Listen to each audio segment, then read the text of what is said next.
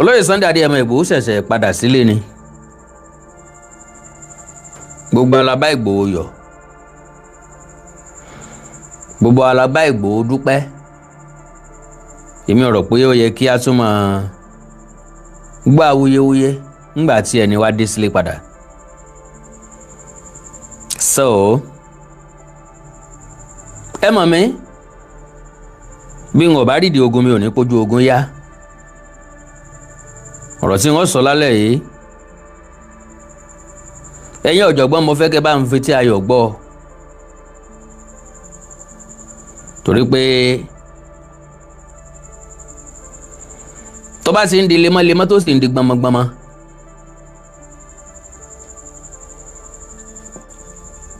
yóò jẹ́ kàyéfì fún èèyàn mo kí ẹ̀yin èèyàn mi lórí YouTube pé ẹ káàbọ̀ bẹ́ẹ̀ ṣe máa wọlé lọ́kọ̀ọ̀kan ìjèjì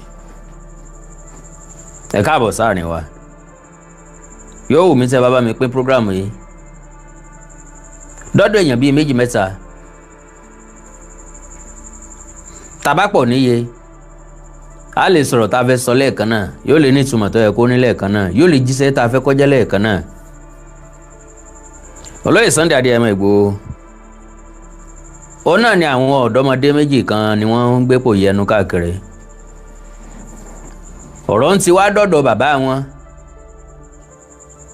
ó ti dọ́dọ̀ màmá wọn ó ti dọ́dọ̀ godfather wọn ta ni godfather wọn ọlọ́wọ́ kọ́kọ́rọ́ tí èéfì kọ́gi tọ́jẹ́ pé èèyàn ní fi kọ́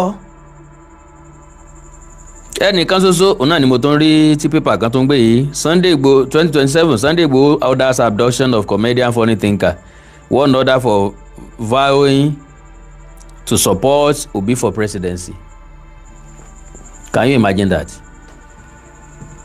N kò tí ì kó fánlẹ̀ o ìfà tí ń ṣe. Now a máa bára wa sòótọ́ ọ̀rọ̀ lálẹ́ yìí ẹjọ́ kìí ṣe tẹni ká mọ̀mọ́ dá oníkálukú ló láǹfààní láti tẹ̀lé ní tó bá fẹ́ oníkálukú ló láǹfààní láti sin tó bá gbàgbọ́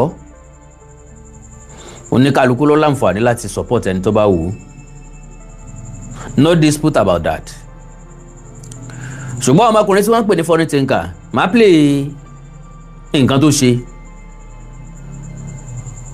máa play voice note tó lóye Sunday Adéyẹmọ Ìgbòho send God bless you ẹni tó ra tíkẹ́ẹ̀tì fún tó ra sticker fún mi mò ń bọ̀ láti wá dúpẹ́ lọ́wọ́ yín sánsan ṣùgbọ́n ẹ̀bẹ̀ kan ni wọ́n kọ́kọ́ bẹ̀ yín ẹ dákun torí Ọlọ́run ẹ bá mi share program yìí mo fẹ́ kó dé certain level kí n tó sọ̀rọ̀ once and for all ẹ dákun ẹ dákun ẹ dákun ìdí ni pé akọrin ìlélégbè bí ẹni tí ń jó àsán kan ìlú ni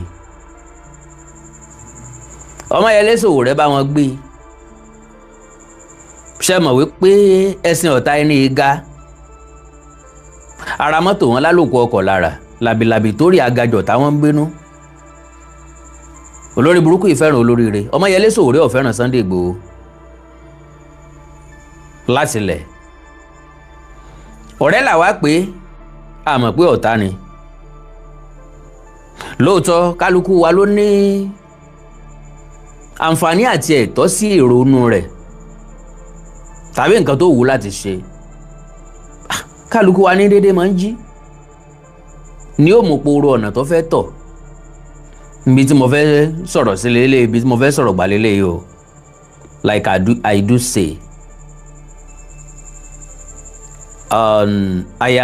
I will be either for you or against you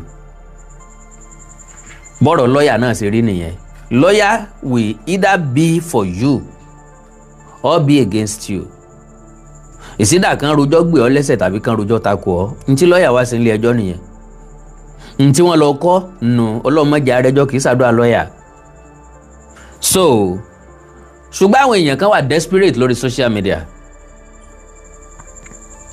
lára wọn ni funny thinker wà Babalado ń tiẹ̀ mọ́ mọ́ ohun díẹ̀ Babalado kì í fẹ́ ṣe nǹkan tó le ohun yìí sì pẹ́ padà. Mo mọ̀ díẹ̀ ni mo mọ Babalado àsúnmọ́ra dàbí alára torí ipá àjọ ṣe kinní kan wẹ́rẹ́wẹ́rẹ́ lọ́dún 2023 tàbí 2022/2023 nígbà tí election bọ̀ lọ́nà. So ìyẹn ò túmọ̀ sí pé bóyá mi ò lè bá sọ̀rọ̀ tó bá ṣe nǹkan tí ò dáa tàbí tí n bá rí pé mo lè pè sákìyèsí torí bí àbúrò ló ń jẹ́.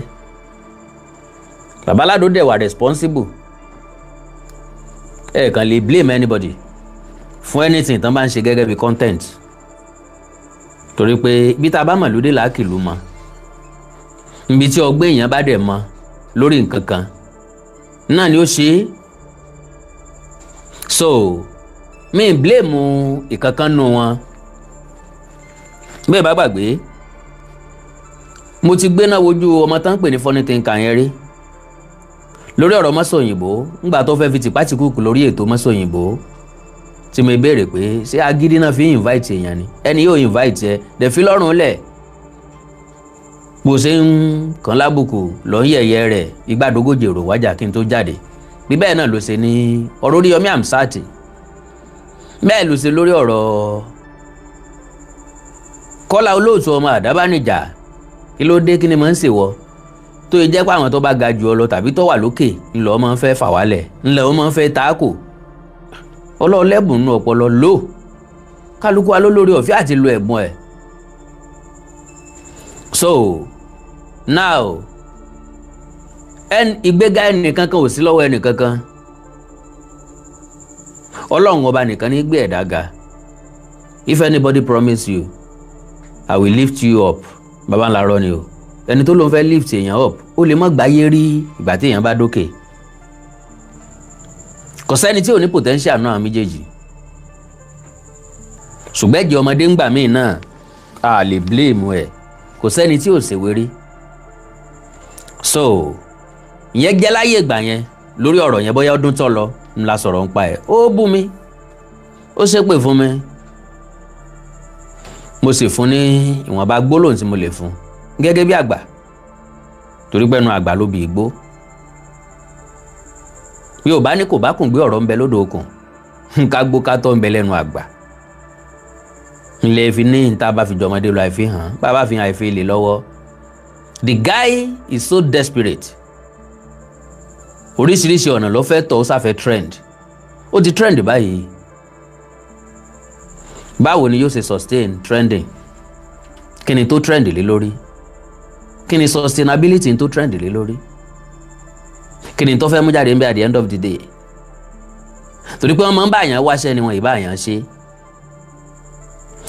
Ọmọ funny thinker tó ń sọ̀rọ̀ yìí ti sọ̀rọ̀ dáadáa nípa olóyè Sunday Adéyẹmọ Ìgbòho rí. Torí ọ̀rọ̀ Sunday Ìgbòho náà ló ṣe kọlu ọmọ Àdábánijà olóyè Kọ́lá Olóòtú tiwa. Tó yẹ ní ọ̀rọ̀ tí Kọ́lá Olóòtú ń béèrè lọ́wọ́ Sunday Ìgbòho bí ìgbà téèyàn fẹ́ tán bí ìgbà téèyàn fẹ́ kóyàn sí wàhálà ni igbádogójì èrò wájà on control ẹni tó ti tó bí lọ́mọ. Ẹ rí i pé náà ní sọ nínú fídíò tí wọ́n play fún yín tó sọ wípé òun correct Sunday Ìgbòho ni ń bá Sunday Ìgbòho sọ̀rọ̀ bí ẹni pé ó ń correct ọmọ ẹ̀. You can share your opinion on anything.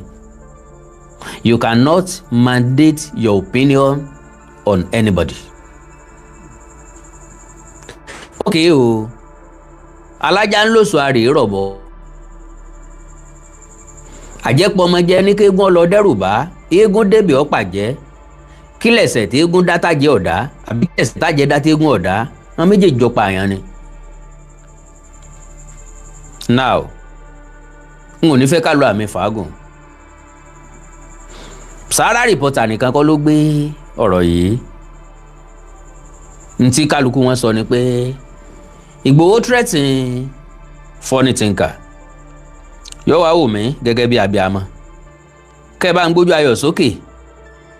Ṣé lóòótọ́ ni olóyè Sunday Adéyẹmọ Ìgbòho threaten funny thinker àti Babalado? Torí mo wo fídíò níbi tí màmá Aládò ti bẹ̀rẹ̀ sí ní kúnlẹ̀ tí wọ́n ń bẹ olóyè Sunday Adéyẹmọ Ìgbòho àwọn ò bá ti délé wọn o tí màmá yẹn ń sunkún wọ̀rù. Mọ́mì wa ọ̀rọ̀ ẹ̀ ò le tó bẹ́ẹ̀ ṣe mú o. funny thinker ló escalate nǹkan tí ó yẹ kó escalate, òun ló elaborate tí ó yẹ kó elaborate, òun ló exaggerate tí ó yẹ kó exaggerate torí pé ó rí gẹ́gẹ́ bí avenue láti trend. Òun ti wá gbàgbé wípé lóòótọ́ ni alábòsí a máa kọ́lé, alábòsí a máa lówó, alábòsí a máa kó ọlá àtọ̀làjọ, alábòsí a máa lókìkí, kò sẹ́ni tó sọ pé alábòsí ò kí ń lókìkí. Ìgbẹ̀yìn àti àtúbọ̀tán alábòsí nìkan lèmi ò lè sọ. Òye yé mi pé funny thinker ó láǹfààní láti wo ohun tí mò ń sọ yìí. Ẹ̀yin tẹ́ bá dẹ̀ mọ̀ bí wọ́n ṣe táàgì èèyàn bá mi táàgì ẹ̀. Ìpè ní máa ń sẹ́fẹ̀ mi, èébú ní máa ń bò mí. Ìbú ọ̀dẹ̀ so. Ìpè láọ̀dẹ̀ má gbọ̀nrín. Alára ta mi dànù la wa. Ìdí baba lọmọ boko tó bẹ́ pọ̀n. Àbíkú ẹ̀ ò ní dàgbà títí kó sọ pọ́jú orí òun ju ti baba tó bí ń lọ́mọ lọ. Kò sẹ́ni tí ò trend rí nínú wa. Kò sẹ́ni tí ó trend forever. Ìmọ̀ wa ní síbò náà ti trend rí. Ọmọ kan ti dé o, Gbénga Adébóyè ní o, bí Gbénga Adébóyè ló ṣe rí Igbádogójì, wọ́n wí bẹ́ẹ̀ fáwa náà ńgbà táwa náà dé. Wọ́n ti sọ bẹ́ẹ̀ fọ́pọ̀lọpọ̀ èèyàn. Kọ́kọ́ béèrè lọ́wọ́ rẹ̀ pé gbogbo àwọn tán sọ pé replica Gbénga Adébóyè ní Gbénga Adébóyè the secondary, Gbénga Adébóyè ti padà jí o, ńbo ni wọ́n wà lónìí? They were nowhere to be found. Because alala ló ní àlá, Gbénga Adébóyè will always remain Gbénga Adébóyè. Ó ti kú ni o, ó wà láyé ni o. Torí pé onírèsé ni Gbénga Adébóyè, bó bá kọ̀ tó lòun òfin gbá mọ́ eléyìí tó ti fín ilẹ̀ òun, ayé ó sì mọ jẹ́ títí ayé. Ibẹ̀ nǹkan ni mò ń lọ. Ibi tí mò ń lọ ni ọ̀rọ̀ sì wá di tolóyè Sunday Adéyẹmọ Ìgbòho. Ohun tí funny thinker fọ́n ta lókù táwọn èèyàn ń fọ́n káàkiri, wọ́n á bẹ̀rẹ̀ sí ní drag Àdìsá ọmọ Aládìkún. Wọ́n ń drag Ìgbòho káàkiri. Ṣé ẹ gbàgbé? Ìgbòho kìí ṣe sọ̀rọ̀sọ̀rọ̀. Kò dẹ̀ sí nínú wa tí kìí bínú. Bàbá wa bínú, reaction wa lẹ́yìn ìbínú ni máa ń yàtọ̀. Now, ẹni tó ń kọ nǹkan pé funny thinker did nothing wrong. Ẹ má bínú sẹ́, ẹ má bínú mà o. Ẹ open làákàyè yín sí ní tèmi fẹ́ sọ. Tí funny thinker ò bá ṣe tí ò bá ṣe tí ò da, ẹ ṣí làákàyè yín sílẹ̀. Ẹ jẹ́ kémi ó bẹ́ẹ̀ dẹ̀ mi jálẹ̀. Kẹ́ tó mọ̀ pé ẹ̀ẹ́dẹ́gbẹ̀ta ni àbẹ́ ẹ̀ẹ́dẹ́gbẹ̀rin. Ìkà lè rojọ́ ìkà kọ́ ni ó dá. Funny thinker ò ṣe nǹkan kan. Pàámù jáde ní ìsìn bóyá ó ṣe nǹkan àbí ó ṣe nǹkan. So, ohun tí Sahara reporter gbé jáde lórí ọ̀rọ̀ Sunday Igboho a máa débẹ̀. Ṣùgbọ́n ẹja kọ́kọ́ gbọ́ ní tí funny thinker ṣe síta. Because ẹnìkan sọ wípé funny thinker did nothing wrong. Majority wa, Ọlọ́run ni yóò kẹ́ wa pẹ̀lú ọpọlọ àti làákàyè wa, pẹ̀lú rònú wa. Now, ẹ tẹ́tí ayọ̀, ẹ bá ń gbọ́. Ẹ kú dédé àsìkò ẹ̀yin alára wa. Ẹnìkan ló fi ohùn sọwọ́ sí agbọ̀n kan sí rẹ̀ ní mi láìpẹ́ yìí. Ẹni tí wọ́n ń pè kì í ṣe pé ẹnìkan ló fi sọwọ́ sí ọ. Ẹni tí wọ́n ń pè ní Adébàsí ẹ. Ńlọlọ́yè Sunday Adéyẹmọ Ìgbòho send the first note sí. Because ẹni ọ̀mà tí wá yé ọlọ́dún gbẹ́gún, ẹni ọ̀mà tí wá yé olóòrùn ni ọ̀mà tí lọ rẹ̀. Ẹni tó mú ìmọ̀ Sunday Igboho nìyẹn. Ẹni tó jẹ́ kẹ́ relate mọ́ lóye Sunday Igboho nìyẹn. Ara nǹkan tí mo dẹ̀ ń sọ fẹ́ gbọ́n náà nìyẹn pé gbogbo èèyàn náà máa ń kó mọ́ra àtajá àtẹran. Àwọn tí wọ́n máa ń kó mọ́ra náà padà máa ń gé wọn jẹ lẹ́yìn. Gbogbo èèyàn pátápátá ewúrẹ́ Ìgbòho ọ̀mọ́lé olódì. Tó bá ti rí olóòní ó ti dàbúrò rẹ̀, tó bá ti rí olóòní ó ti dọmọ ẹ̀, bó bá ti rí olóòní ó ti dẹbí ẹ̀. Bí ṣe nǹkan tiẹ̀ náà nù. Bóyá náà lọ́lọ́run fi ń kó yọ. Who knows? So ẹjá farabalẹ̀ gbọ́ nǹkan tí funny thinker sọ. Mi ò wá láti wá dá lẹ́bi, mo sì tún wá láti wá dá lẹ́bi.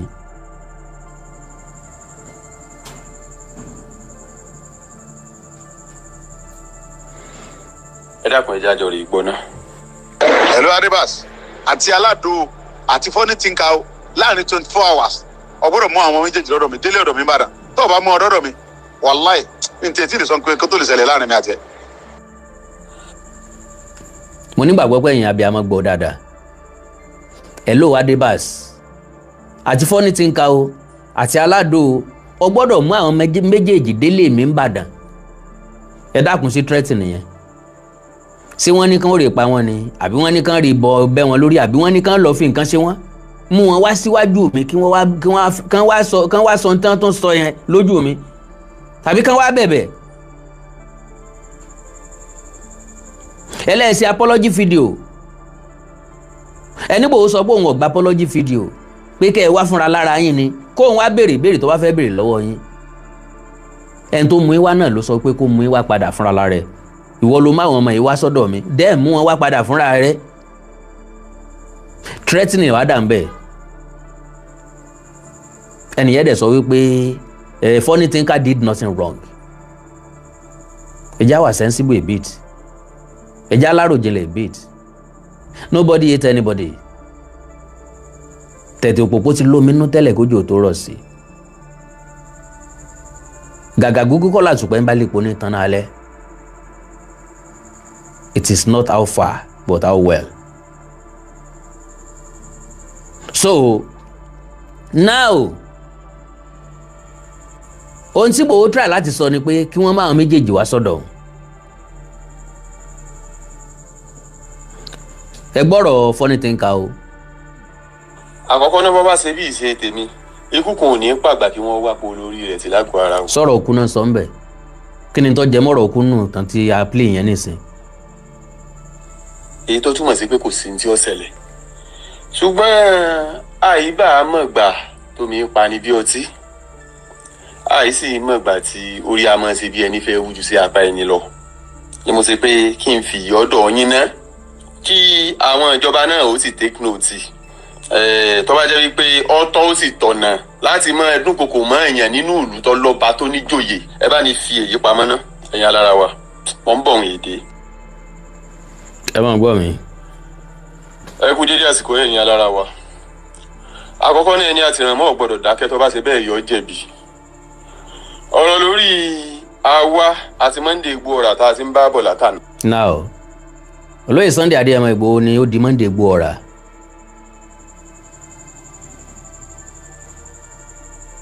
Olóyè Sunday Adéyẹmọ Igboho ló di Monday Igboho.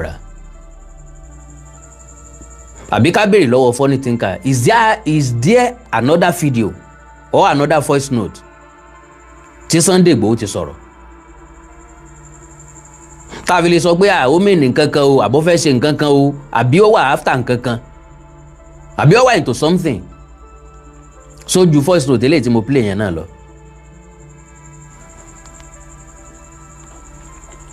Mo rí olóbó kan gbà láàárọ̀ yìí pé wọ́n ti wá Alado lọlé. Ẹ nílò láti wá Alado lọlé o. Ta ló wá Alado lọlé? Síbẹ̀ ní tó mú Alado àti wọ ọmọ Sunday Igboho ló wá Alado lọlé. Ẹ nílò láti máa wá ọmọ ọlọ́mọ káàkiri. Torí pé Alado kọ́ ló sẹ̀yìn, èmi lẹ pé mo sẹ̀yìn. Èmi tẹ́sí ni mo sẹ̀yìn rèé. Nígbà tí ẹ̀ ń pe gbogbo àwọn èèyàn kí wọ́n máa pè mí, mo ní correction ni mo ṣe. Mo correct yín lórí nǹkan tẹ́ ẹ sọ ní. Kì í ṣe pé bóyá nǹkan tí mo ṣe lòdì sófin. Ẹ̀yin gángan lẹ lòdì sófin nípa mímọ̀ sọ wípé ẹni tí wọ́n bá bí ìyá láyé ẹ̀dá kó gbé Àtíkù àbí Òbí wèrè kan wálẹ̀ Yorùbá. Ṣé tí mo sọ sí yé ibẹ̀ yẹn alára wa?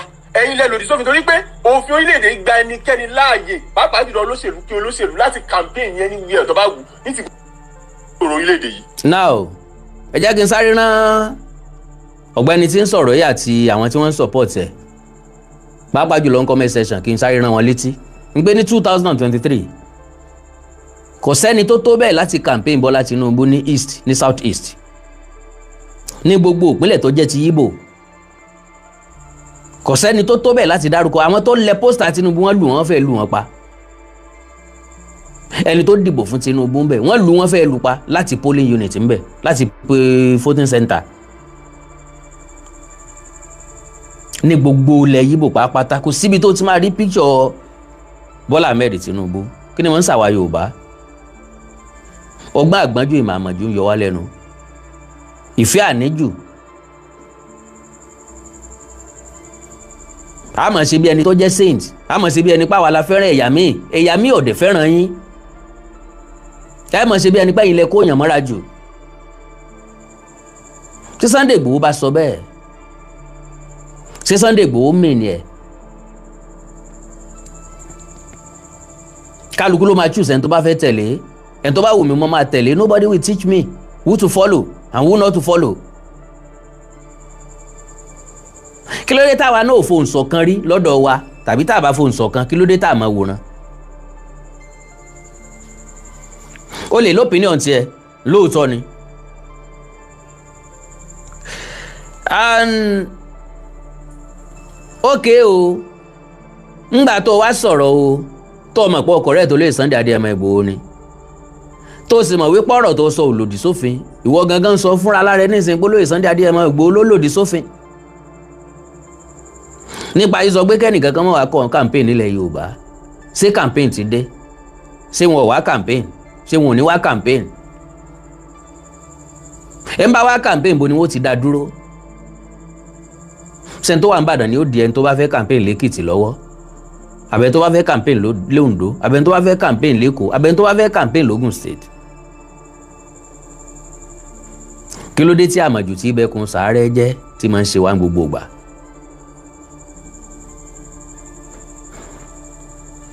Nígbà tẹ́ ẹ sì pé ó bí yín nú, ẹ̀ ń pe àwọn àgbàlagbà kan tí mo ní àpọ́nlé fún, pàápàá jùlọ Dr. Ayéfẹ́lẹ́. Wọ́n pè mí, ó sì ṣàlàyé fún wọn pé ṣé n tó fi wíyè.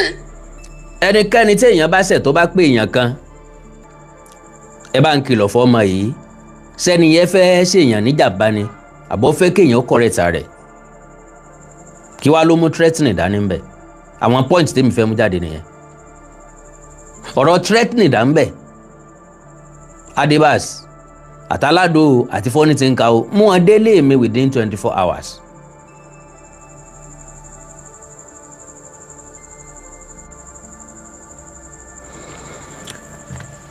Mo fẹ́ wo ẹnìkan sọ nǹkan kan bẹ̀ yẹn ní comment section. Sorry, ẹ má bínú o. Wọ́n ní pé kí n kàn ṣe fọ́nrán ìdí rẹ̀ bẹ́ẹ̀ pé kọ́rọ̀ wọn tán bẹ́ẹ̀. Bí ẹ ṣe ń pè mí, láládùn náà ń pè mí níjọ́ náà. Bẹ́ẹ̀ bá wo fọ́nrán ìdí rẹ̀ bẹ́ẹ̀ ń dáadáa, kì í ṣe pé bá mo ṣe ìdí rẹ̀ bẹ́ẹ̀ tààrà o. Torí pé mi ò lòdì sí òfin orílẹ̀-èdè yìí. Mo kàn correct yín ni. And then tẹ́ bá fọ́nrán dáadáa, ẹ̀rí tí aládùn wa bá mi mo wà níjọ́ yẹn ni mo wà ní location kan ní aládùn tí wàá bá mi tó ń bẹ̀ mí pé kí n jọ kí n ṣe fọ́nrán yẹn wọ́n ti ń dúró lé lọ́rùn. Ṣé ni wọ́n kàn ń pè oníṣẹ́jú ìṣẹ́jú tí wọ́n ń dúnkokò mọ́ òun ìgbà kan àwo kan. Wọ́n wá ṣe fọ́nrán yẹn. Kọ̀ wá tó báyà bíi ọjọ́ mẹ́fà létà ni aládùn wa tún wá sọ fún mi pé wọ́n láwọn ò gbà fọ́nrán. Ẹni tó sọ wípé Tinubu campaign in all eastern state, ṣé ìwọ wá rí pósítà Tinubu ní all eastern state? Yà ó campaign ní gbogbo ìlú, sọ wá rí pósítà ẹ̀. So rí pósítà ẹ̀. Sáwọn òbí ọ̀wá campaign nílẹ̀ Yorùbá, Sátìkú ọ̀ campaign nílẹ̀ Yorùbá, ibi tí kálukú wọn lè rìn dé sí wọn campaign bẹ̀ sẹ́nìyàn kan stop wọn. A ti mọ̀ pọ̀pọ̀lọpọ̀ ọmọ àlè ni ó tẹ̀lé wọn náà, kò dẹ̀ sẹ́ńtọ́ sọ pé kẹ́ ẹ mọ́ tẹ̀lé wọn.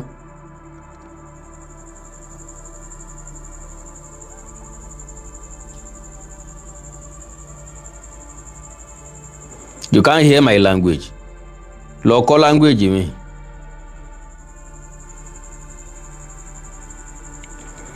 Ẹ rí nǹkan nísìnyí, bàbá don't let us not be tribalistic. But àwọn ẹ̀yà mi lè wà tribalistic tó bá ti jẹ́ yín. Wọ́n lè sọ pé wọ́n máa lọ dà yín sókun ni. Wọ́n lè sọ pé àwọn bàbá yín ọ̀mọ́ ṣe ń náwó. Wọ́n lè sọ pé tẹ bá ti talẹ̀ tẹ́ ẹ̀ talé bàbá yín, ọtí lẹ́ẹ̀ fowó ẹ̀ mu, obìnrin lẹ́ẹ̀ fowó ẹ̀ gbé. Àwọn èèyàn mi ń ṣègbé. Pé àfi kí wọ́n wọ́ èmi wá kí èmi wá fẹnu tèmi gbolẹ̀ níwájú àwọn ènìyàn. Can you imagine? Ẹ dẹ̀ náà threat yẹn. Àfi kán wọ́ èmi wá kí èmi wá fẹnu mi gbolẹ̀. Kò wá bẹ̀bẹ̀ ló ń jẹ́ bẹ́ẹ̀. Bọ́ọ̀ bá dẹ̀ lé bẹ̀bẹ̀ ò lé bẹ̀bẹ̀ náà nìyẹn. So what else? Tọ́ lágbọ̀n bí àwa bá dé ìmọ̀ ní egbò ọ̀rà tí ẹ bá rí nǹkan kan tó lòdì sófin inú fọ́nrán tí mo ṣeun. Phone number mi rèé. Ta ló máa play phone number fáwọn èèyàn? Now, mo kí gbogbo ọmọ káàárọ̀ oòjíire bí.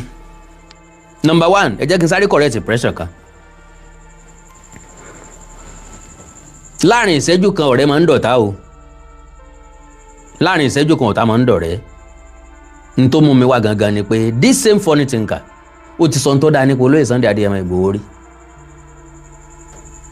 Ṣùgbọ́n tẹ́ bá wò dáadáa látọdún tó lọ sọ́dún yìí the way bó ṣe ń àtàkì Adébáyọ̀ Adélabú pẹ̀ǹkẹ̀lẹ̀ mẹ́sì ọlágbára pọ̀ o kó tiẹ̀ tó di pọ̀rọ̀ ọ̀nà rírà dáradára kí wọ́n tó máa pe léyìn ní ọba kábíyèsí òkùnkùn àbí nǹkan kábíyèsí òkùnkùn bírímù ìnà ọmọ fọ́ ní ti ń ka yìí ti ń àtàkẹ́ ní ti ń pé láyé kò lè jẹ gọ́fúnà. I was like ṣé wọ́n nìkan ló dìbò ìpínlẹ̀ Ọ̀yọ́ ni tó fi ń sọ pé tó fi lẹ́nu àti jáde pé nìkan ò ní wọlé àbí wọ́n ní godfather ti ń gbé wọn wọlé kí lágbára tiẹ̀ ìbò mélòó ló ní bí mo ṣe jókòó ní ìsinmi ní jùbò kan ṣoṣo lọ ǹlẹ́ ever promise ẹnìkan pé yóò wọlé kẹ́nìkan sọ pé wọ́n á campaign fóònù ní ìsìn kí wọ́n á sọ pé ẹ ti wọlé àbẹ́ wọlé sẹ́mi nìkan ni wọ́n dìbò ni. Now ẹjá gbọ́ nǹkan tí Sahara Reporter report tó gbé jáde. Sahara Reporter ní godfather funny thinker báyìí because ayé o ń bọ̀ o àìmúlẹ̀ amọ̀yàn lọ̀rọ̀ tèmi tá bá ṣẹ́gun ọlọ́tẹ̀ ká mọ́ lọ́tẹ̀ dé èmi ò ní sọ̀rọ̀ àríìrí sọ.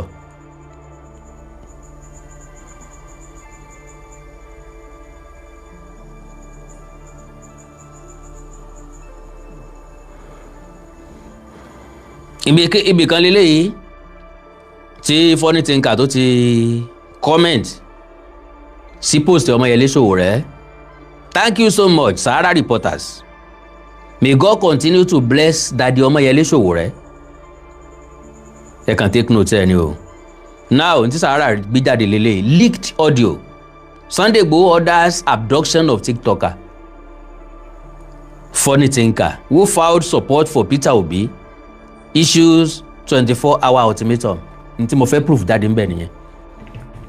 Nbo náà ti sọ pé wọ́n fẹ́ abduct yẹ nínú voice note tí mo play yẹn.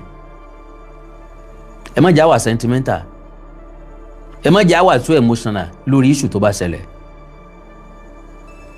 Bí nǹkan bá ṣẹlẹ̀ sí èèyàn méjì kálukú ní òlò lólùfẹ́ tiẹ̀ kò ní burúburú kọ́ mọ́kẹ́ nìkan kan mọ́ èèyàn. Ìwọ̀n bá pélé mọ́lẹ̀ tí yóò lè sọ òótọ́ ọ̀rọ̀ tí yóò lè wí tasaran fasaran tí yóò wí fún aṣọ aràn kọ́ mọ́ sọ aràn tiẹ̀ mọ́ ìwọ̀n bá pélé mọ́ ni. Ìran káàrọ̀ òjíire a máa díjú sí òótọ́ ọ̀rọ̀ ńgbà míì.